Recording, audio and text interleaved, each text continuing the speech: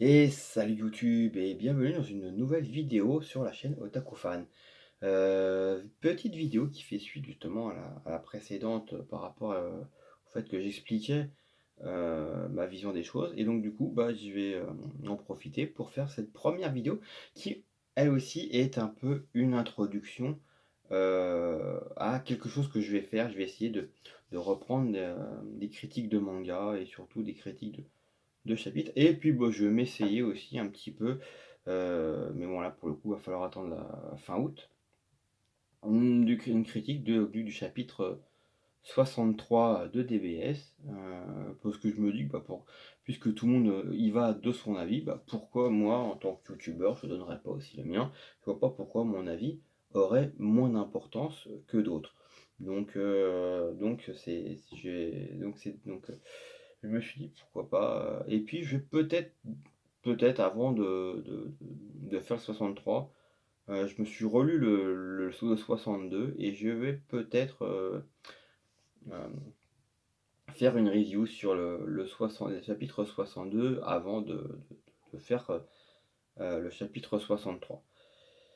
Mais dans un premier temps, j'aimerais revenir un petit peu sur quelque chose qui me gonfle. Et là, je suis clair. Et là, pareil, je redis encore une fois, visionnez la vidéo jusqu'au bout, parce que voilà, ça sert à rien de la commencer si c'est pas pour la finir. Euh, ça c'est dit. Donc voilà, ce qui me gonfle, c'est hum, que les gens s'octroient le droit de critiquer euh, l'œuvre de Toyotaro. Vous avez le droit de ne pas être d'accord. On a le droit de ne pas être d'accord et de ne pas comprendre pourquoi, où il veut en venir. Ça, on a le droit. On a tous le droit. Ça fait partie de la liberté d'expression. On a tous le droit de penser ce qu'on veut. On a le droit de penser ce qu'on veut. Mais là où je trouve qu'à un moment donné, il y a quelque chose qui m'agace un peu. Et en plus, et d'autant plus venant de youtubeurs, sachant que, surtout pour les gros youtubeurs, euh, ils sont considérés comme des influenceurs. Et on a beaucoup de personnes boivent les paroles de ces youtubeurs. Qui souvent, bon, pour certains, disent des choses intéressantes, mais euh, comme je dis, ce qui me gonfle, c'est principalement c'est sur DBS et Toyotaro, où je le vois bien souvent se faire massacrer, mais alors, mais massacrer, euh, où voilà, je comprends pas où il veut aller, je comprends pas où il veut en venir. Et limite, on en voit certains qui, limite, s'ils ne donneraient pas des conseils à Toyotaro. Alors, le mec a été repéré par la Toei, je crois de mémoire, et, euh, et par Toriyama apparemment. Et du coup, sa fanfic a plu, et c'est comme ça que derrière, il est devenu dessinateur officiel de DBS. Euh, donc déjà de base, j'ai envie de dire que s'il doit recevoir des conseils, je pense que c'est plus de personnes comme Toriyama ou des dessinateurs, des scénaristes confirmés, et pas de simples youtubeurs qui s'imaginent être plus que ce qu'ils ne sont. Euh, et là, je vais dire maintenant, voilà, c'est le moment où, guillemets, voilà, c'est le moment, voilà, écoutez bien ce que je vais dire. Mes propos n'engagent que moi. C'est bien clair. Mes propos n'engagent que moi. Donc, ce que je vais dire, voilà, c'est moi qui le dis, c'est moi qui les tiens. Maintenant, si vous n'êtes pas d'accord, vous avez le droit de ne pas être d'accord. Vous avez le droit. Euh, donc, à un moment donné, j'aimerais donc revenir pourquoi ça me gonfle et recadrer un petit peu les choses. On oublie, pour reprendre ce que j'ai dans la vidéo précédente, que nous sommes des Occidentaux. Nous sommes des Européens, nous sommes des Latins. Nous avons une éducation latine, européenne, occidentale, tout ce que vous voulez, française.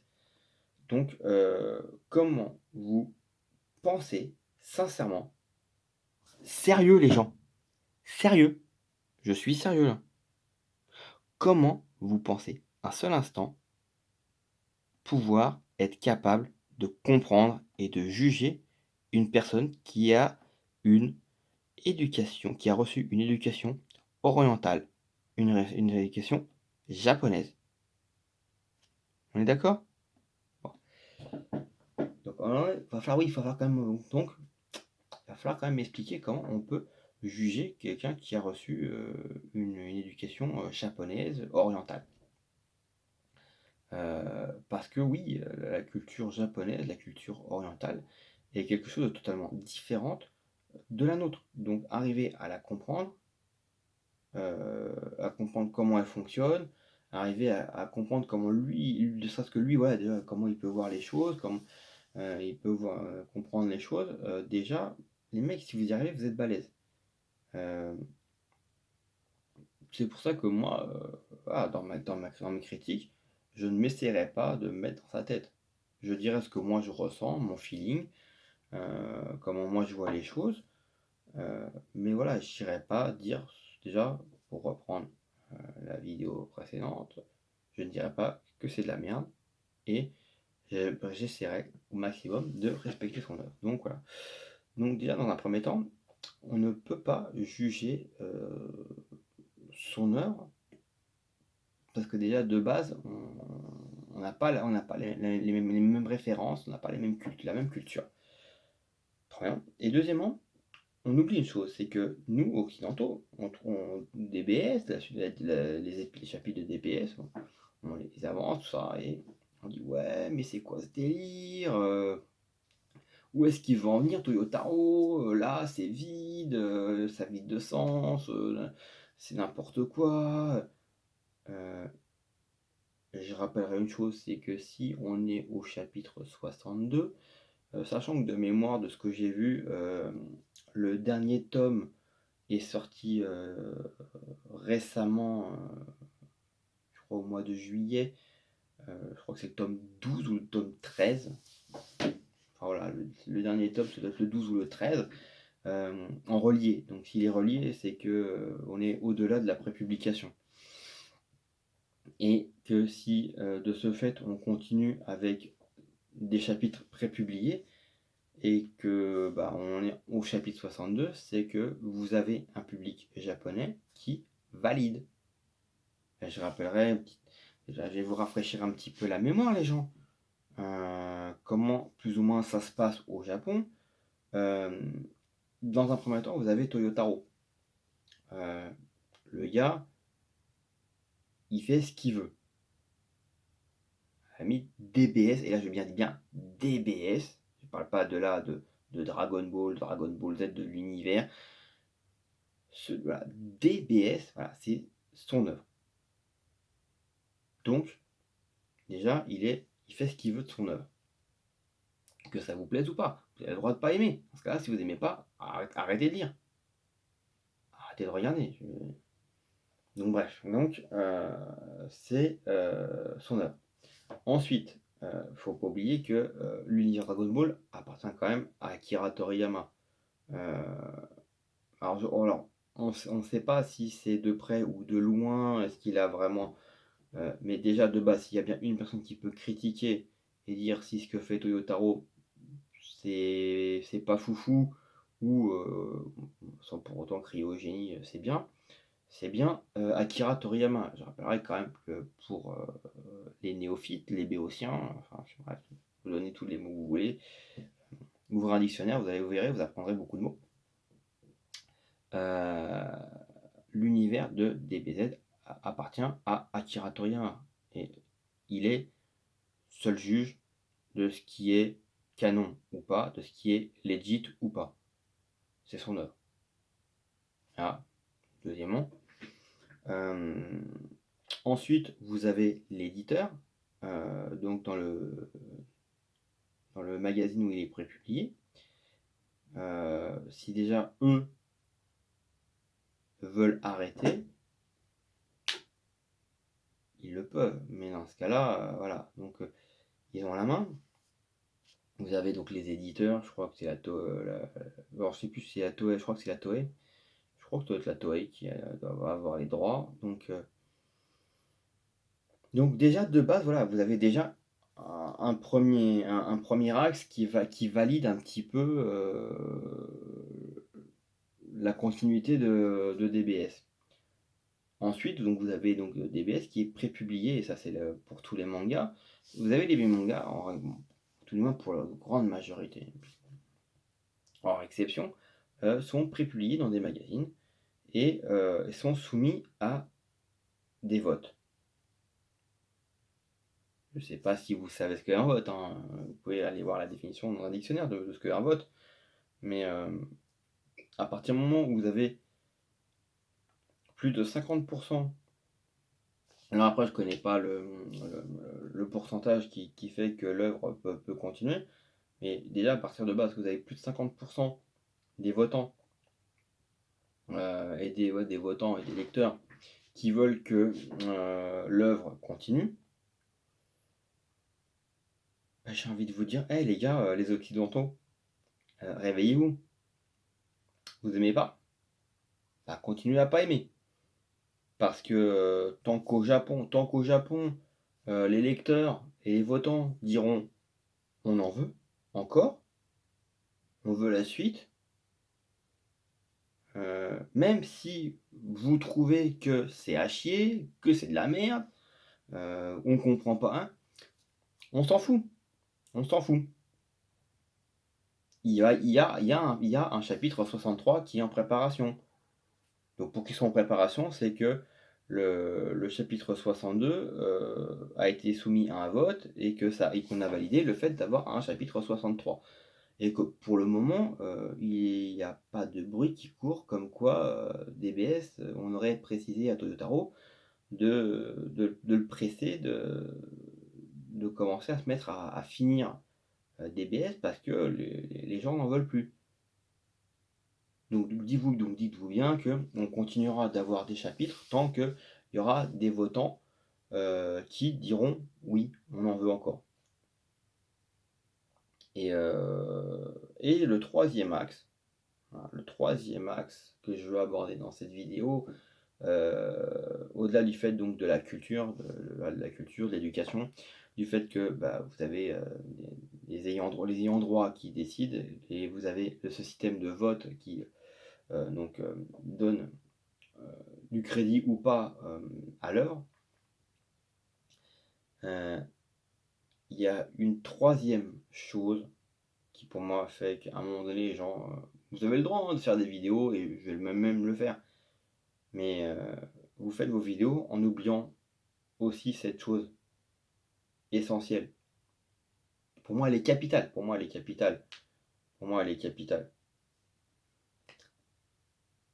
Je veux le répéter et écoutez bien. Ouvrez bien vos oreilles. Je vous prends pas de haut. C'est juste que je vous prends pas de haut. C'est juste qu'à un moment donné, euh, écoutez bien ce que je vais dire. Je vais vous faire une grande révélation.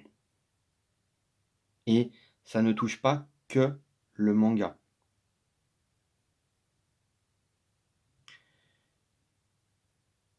Toute œuvre produite par des Japonais au Japon, écoutez bien, leur but, c'est que ça fonctionne au Japon. Ok? C'est fait pour fonctionner au Japon. Ce sont des Japonais qui font des œuvres japonaises pour des Japonais. Donc dites-vous bien aujourd'hui, hormis exception, je veux dire, si une œuvre se retrouve aux États-Unis, une œuvre japonaise se retrouve aux États-Unis, en Europe, et plus précisément en France, c'est parce que elle a été validée au Japon. Vous verrez, ou alors, une grande exception, et à ce moment-là, je ne suis pas au courant, mais je ne suis pas non plus dans le, dans la confidence des dieux. Vous ne verrez jamais une œuvre faite par des Japonais,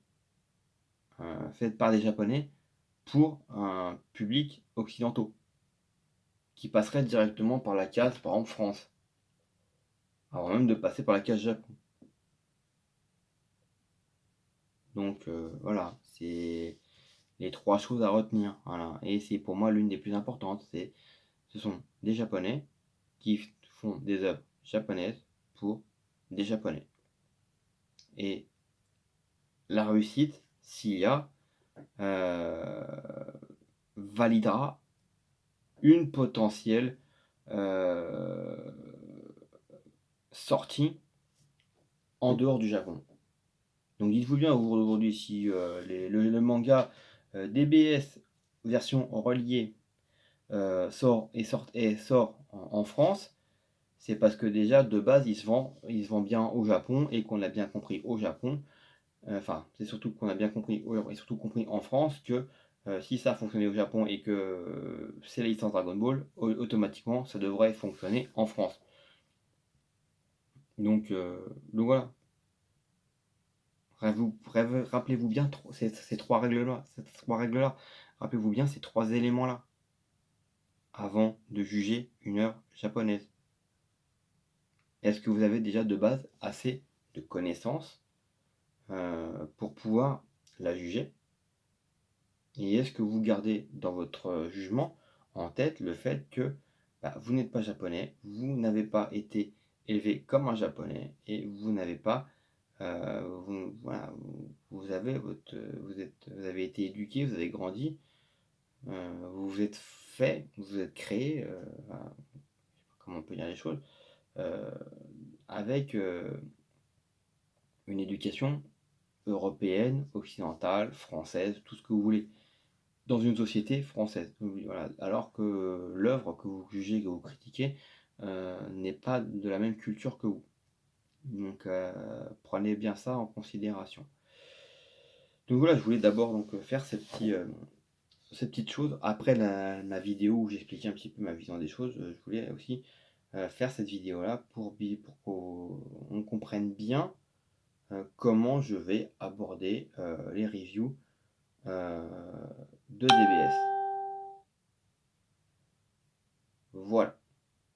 Pour celles et ceux qui ne seraient toujours pas abonnés et qui apprécieraient le contenu de la chaîne, n'hésitez pas à vous abonner et à activer la cloche pour les notifications. Et puis pour le reste du vil peuple, et comme d'habitude, n'oubliez pas le pouce bleu et le commentaire, ça fait plaisir et ça aide grandement la chaîne. Vous n'avez pas idée. Merci encore à celles et ceux qui sont restés jusqu'au bout de la vidéo parce que commencer une vidéo et de regarder, ou ne regarder que 30 secondes une vidéo pour pas la regarder jusqu'au bout, j'ai envie de dire, à la limite, il vaut mieux pas regarder les 30 premières secondes. Mais voilà, c'est un avis. C'est un avis. Et oui, je le dis de plus en plus dans mes vidéos parce que voilà, je suis un petit peu aussi agacé par, par le fait, qu'on aurait de pas regarder les vidéos jusqu'au bout. Ça me pose ça. Voilà, ça m'embête un peu. Voilà. Sur ce, je vous souhaite plein de bonnes choses et on se dit à la prochaine pour de nouvelles aventures. Allez, bye.